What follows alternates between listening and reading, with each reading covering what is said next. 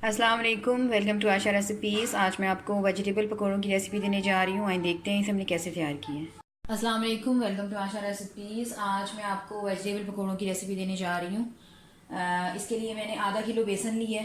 बेसन में छान चुकी हूँ पहले ही। आधा किलो बेसन में मैं ज़्यादा आलू यूज़ कर रही हूँ। आलू जो है मैंने कद्दूकश करके रख लिए हैं। कद्दूकश करके 2 से 3 दफ़ा इसका पानी जो है वो मैंने ड्रेन कर लिया है। वक्त बचाने के लिए मैंने ये काम पहले से करके रखा है। और अब दोबारा से मैं इसे एक दफ़ा निचोड़ के पकौड़ों में शामिल करूँगी।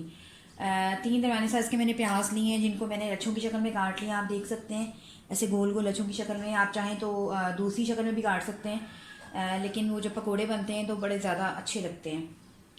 आधी गड्ठी मैंने पालक की ली है, ये जाएगी इसमें। इसको मैंने छोटा छोटा काट लिया है। धनिए की आधी गड्ठी जाएगी, इसको भी मैंने छोटा छोटा काट लिया है। हरी मिर्चें मैं यूज़ नहीं कर रही क्योंकि फिर बच्चों के लिए ज़्यादा स्पाइसी हो जाते हैं। मसालों में 1 tablespoon red chilli flakes लिए हैं मैंने, 1 tablespoon red chilli powder, 2 tablespoon ज़ीरा लिया है मैंने, और 2.5 टेबल स्पून मैंने भुना कुटा धनिया और भुना कुटा ज़ीरा जो मैंने इकट्ठा ग्राइंड करके रखा होता है वो लिया है। नमक 1 टेबल स्पून फ़िलहाल मैं भर के लूँगी। कम ज़्यादा लगा तो मैं और शामिल कर दूँगी। 1 टीस्पून मैंने बेकिंग सोडा लिया है, not baking powder, baking soda लिया है मैंने, और 1 टीस्पून ही मैंने अजवाइन ली है, ये भी जाएगी इसमें। सबसे पहले हम अपने बेसन के अंदर सारी चीज़ें मिक्स करते हैं। उसके बाद हम यानी कि ज़रूरत के हिसाब से हम अपना पानी इस्तेमाल करेंगे बीच में। तो सबसे पहले बेसन में चीज़ें शामिल करते हैं। अच्छा जी, शुरू करते हैं बिस्मिल्लाहिर्रहमानिर्रहीम से। सबसे पहले सारे मसाले डाल दूँगी। Red chilli powder, red chilli flakes, भुना कुटा धनिया, भुना कुटा ज़ीरा और साबुत ज़ीरा, सोडा, नमक और अजवाइन, ये भी मैं भी यूज़ कर रही हूँ। थोड़ी सी मिक्सिंग कर लें।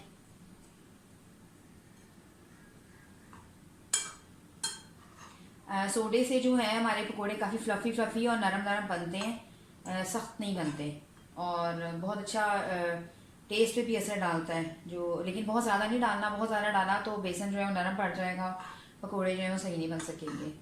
सारी चीज़ें मिक्स हो गई हैं। धनिया डाल दें। धनिया मैं काट के धो के रख चुकी हूँ। पालक डाल दें। अपनी मर्ज़ी से और आप बंद गोभी और दूसरी वेजिटेबल्स भी यूज़ कर सकते हैं, मेथी भी यूज़ कर सकते हैं। कोई पाबंदी नहीं है कि जो मैं वेजिटेबल्स यूज़ कर रही हूँ आप भी वही करेंगे।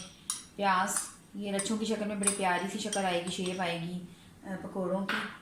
अच्छा, अब मैं आपके सामने दोबारा से पानी में निचोड़ के जो है कद्दूकश किए हुए आलू यूज़ करूँगी।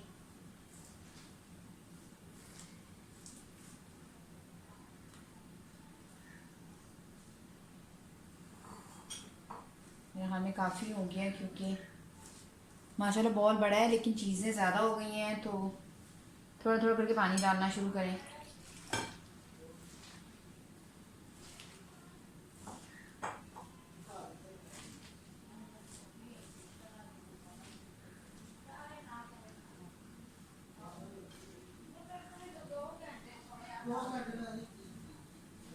सारा कुछ मिक्स कर लें थोड़ा थोड़ा पानी डाल के।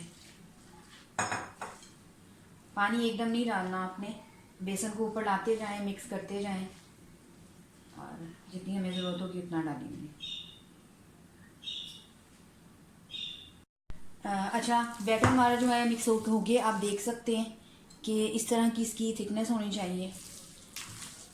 मुझे नमक थोड़ा सा कम लग रहा था, 1/2 टेबल स्पून नमक मैंने और बीच में मिक्स किया है। आप ही हस्बे ज़रूरत नमक डालें, क्योंकि वेजिटेबल्स जो है हमारी काफ़ी हो गई हैं।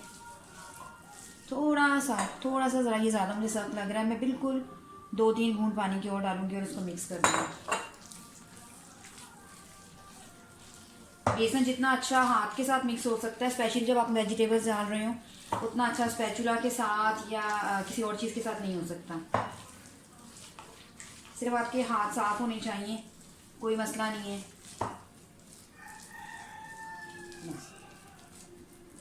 थोड़ा सा क्योंकि हमने बेकिंग सोडा भी यूज़ किया है, तो आप देख सकते हैं कि ये नरमी के ऊपर ही है, बहुत ज़्यादा थिक नहीं हुआ है, बहुत ज़्यादा सख्त नहीं मैंने किया। इसको मैं तकरीबन 10 से 15 मिनट का रेस्ट दूँगी और फिर इसे फ्राई करना शुरू करेंगे। शुरू करते हैं बिस्मिल्लाहिर्रहमानिर्रहीम से। बैटर हमारा बिल्कुल रेडी हो गया है। तकरीबन आधे घंटे का रेस्ट दिया है मैंने। ऑयल भी गर्म हो गया है। पकौड़े डालना शुरू करें।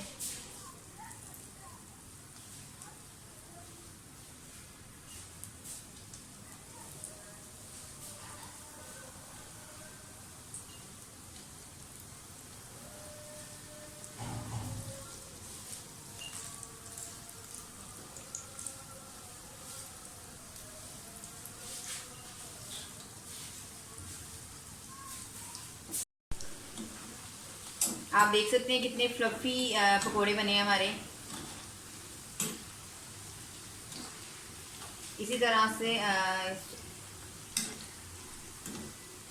बहुत अच्छा रिजल्ट आया है। मैं आपके सामने इसको डिश करती हूँ।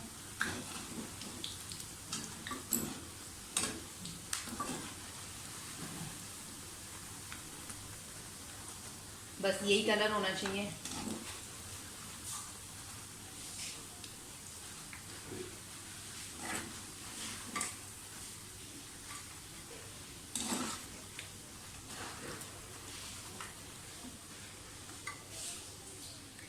आप देख सकते हैं कितना ज़बरदस्त रिजल्ट आया हमारे पकोड़ों का। इसी तरह से मैं सारे पकोड़े तल लेती हूँ, फिर इसे डिश आउट करके आपको दिखाती हूँ। उम्मीद करती हूँ मेरी आज की रेसिपी आपको पसंद आएगी। अगर आपको मेरी रेसिपीज़ पसंद आ रही हैं तो प्लीज़ मेरे चैनल आशा रेसिपीज़ को सब्सक्राइब कीजिए, लाइक कीजिए, शेयर कीजिए और सब्सक्राइब करके बेल का बटन ज़रूर दबाइए। अगली रेसिपी तक के लिए अल्लाह हाफ़िज़।